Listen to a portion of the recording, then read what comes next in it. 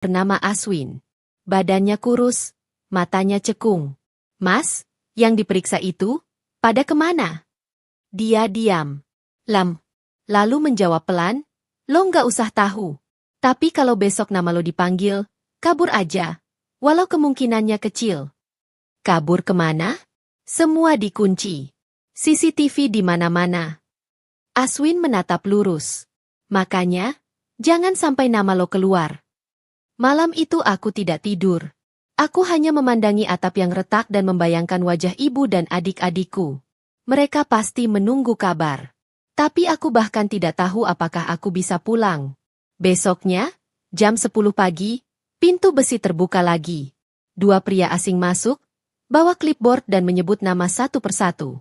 Randy, Anton, Rio Maulana. Darahku langsung dingin. Aku berdiri perlahan. Kakiku lemas. Tapi langkahku dipaksa maju. Ke ruang pemeriksaan, ucap pria itu. Aku coba melawan. Saya nggak sakit. Saya sehat. Nggak perlu periksa. Tapi tanganku langsung ditarik keras. 4 orang mendekat, memiting pundakku. Aku menjerit. Lepas Aas. Sia-sia. Tenaga mereka terlalu kuat. Saat aku diseret keluar dari ruangan itu, aku sempat menoleh. Mata Aswin menatapku tajam. Bibirnya bergetar. Dia berbisik, maaf, bro. Lo nggak akan balik lagi. Tubuhku diseret menyusuri lorong sempit dan gelap. Lampu redup berkedip seperti mau padam. Suara langkah kaki di belakangku terdengar berat, kasar, seperti sedang membawa beban. Tapi beban sebenarnya ada di dalam dadaku, takut. Takut yang belum pernah aku rasakan seumur hidup. Aku dibawa ke sebuah ruangan di ujung lorong. Bukan ruang operasi seperti di rumah sakit, tapi semacam kamar kosong dengan tembok berjamur, lampu gantung 1 biji, dan meja besi di tengah ruangan. Udara di sana pengap dan bau karat menusuk hidung. Ayo, tidurkan, ucap salah satu dari mereka. 4 orang langsung memegangiku. 2 memegang tanganku. 2 lainnya menahan kaki. Aku meronta, menendang, berteriak sekuat tenaga. Saya gak sakit. Saya gak mau. Lepasin.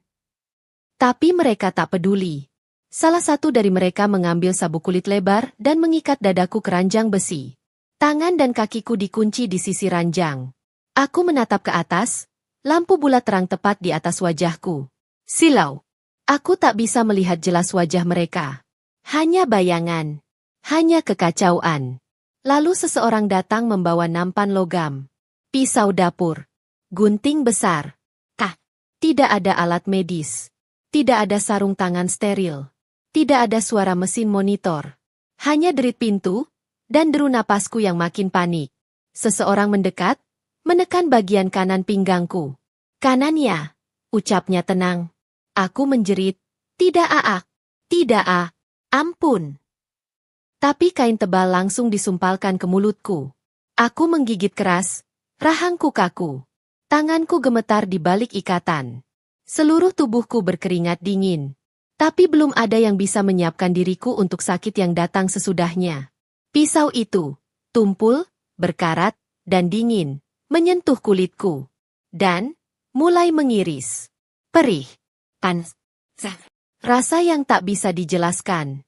Bukan hanya luka, tapi seluruh tubuh seperti disetrum. Aku menjerit sekeras mungkin, tapi hanya suara mmmmphh dari balik sumpalan. Air mata jatuh deras. Keringat bercucuran. Badanku kejang, tapi ikatan terlalu kuat. Aku bisa merasakan dagingku disayat. Kulit, otot, urat, semua disibak. Lalu, tangan kasar menyelam ke dalam tubuhku. Aku menggeliat keras.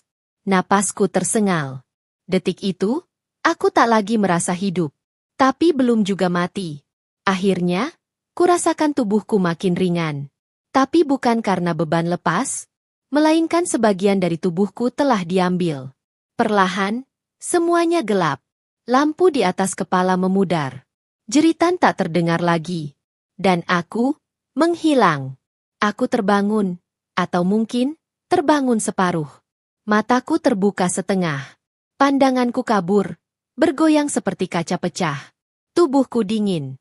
Tapi punggungku basah oleh keringat. Setiap kali aku mencoba bergerak, rasa nyeri dari pinggang kananku seperti petir menyambar dari dalam tubuh. Aku tidak tahu di mana aku berada. Tapi ruangan ini berbeda. Bukan tempat operasi itu. Tapi juga bukan tempat awal aku ditahan. Bau alkohol dan darah menyatu di udara. Di sudut ruangan, ada kipas kecil berputar pelan, berderit lemah. Seorang pria asing duduk di dekatku. Umurnya sekitar 40-an. Pakaiannya sederhana, berjaket tua dan celana lusuh. Dia bicara pelan. Kamu di penampungan. Kami dari LSM. Ada yang temukan kamu di belakang rumah sakit, hampir mati. Aku ingin menjawab, tapi bibirku kaku. Suaraku tenggelam di tenggorokan. Aku hanya mengerang pelan. Dia mengangguk pelan. Tenang. Kamu aman sekarang. Tapi, ginjalmu sudah diambil. Kata-kata itu menghantamku lebih keras dari luka di pinggang. Aku menangis. Tapi tanpa suara. Air mataku mengalir sendiri. Dalam beberapa hari berikutnya, mereka mencoba merawatku seadanya. Tak ada dokter profesional. Hanya perban kotor, air matang, dan tangan penuh empati yang tak berdaya. Aku diberi bubur tipis. Kadang hanya air gula. Tubuhku makin lemah. Nafasku pendek. Setiap malam aku mengigau, menyebut nama ibu, adik-adikku, dan minta maaf berkali-kali karena gagal. Di malam ketiga, suhu tubuhku naik drastis. Luka di pinggangku bernanah, berbau menyengat. Relawan LSM itu panik, tapi tak bisa berbuat banyak. Rumah sakit tak mau terima korban ilegal tanpa identitas resmi. Paspor dan dataku semua sudah diambil para pelaku. Aku terbaring, menghadap langit-langit ruangan kecil. Dalam diam, aku mulai bicara dalam hati. Bu, Rio mau pulang. Tapi mungkin bukan seperti yang ibu bayangkan. Perlahan, nafasku makin dalam. Mataku makin berat. Dan pada satu titik, aku berhenti merasa takut. Aku hanya merasa ringan. 1 minggu setelah Rio dinyatakan meninggal dunia, sebuah peti kayu sederhana bertuliskan namanya tiba di terminal kargo Bandara Soekarno-Hatta. Tak ada iring-iringan. Tak ada media. Hanya satu mobil ambulans tua yang menunggu di sudut. Di dalam peti itu, terbaring tubuh Rio Maulana. Tubuh yang dulu berangkat dengan semangat dan harapan, kini kembali dalam sunyi, dalam dingin, tanpa satupun kata perpisahan. Peti itu dibungkus plastik bening. Di atasnya, selembar dokumen dari kedutaan. Tak ada penjelasan lengkap. Hanya catatan singkat, korban kekerasan sindikat ilegal. Ketika peti itu sampai di Indramayu, di jalan sempit desa pesisir, jeritan sudah terdengar bahkan sebelum ambulans berhenti. Ibu Rio jatuh tersungkur di halaman rumah. Tangisnya pecah seketika. Adik-adiknya memeluk satu sama lain. Beberapa tetangga hanya berdiri kaku, tak percaya. Ini Rio, anak sulung yang katanya mau bawa kebanggaan.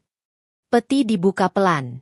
Wajah Rio membiru, tapi masih bisa dikenali. Tubuhnya kaku. Di pinggang kanannya, kain putih menutup bekas luka besar yang dijahit asal-asalan. Ibu Rio memeluk peti itu, tubuhnya gemetar hebat. Anak ibu, kenapa pulangnya begini?